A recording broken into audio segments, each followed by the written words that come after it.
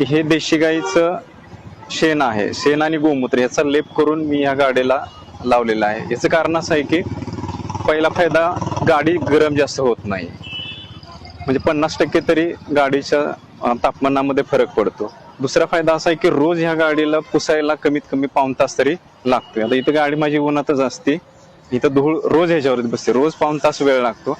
पण आज मी 1.5 महिना झाला या गाडीला लेप दिलेला. 1.5 महिन्यामध्ये मी एकदा ही गाडी पुसली नाही, फक्त मला 5 मिनिटं हा काचा पुसायलाच तेवढा वेळ जातो, म्हणजे माझा प्रचंड वेळ वाचला.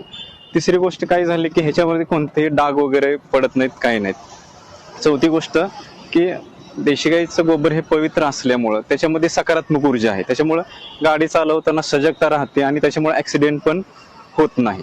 हा माझा अनुभव आहे. पाचवी गोष्ट अशी आहे की हे खरंच देशी गाईचं गोबर इतकं पवित्र आहे की त्या पवित्रतेमुळं मला इतके लोक विचारतात की गाडी मग गाड्या लावतात आणि हे असं काय केलं का, आकर्षण दिसायला पण चांगलं दिसते. असं काय गोबर आहे म्हणून ते लोकांच्या डोक्यामध्ये गोबर हे घाण आहे असं बिंबवलेलं आहे, परंतु तसं बिलकुल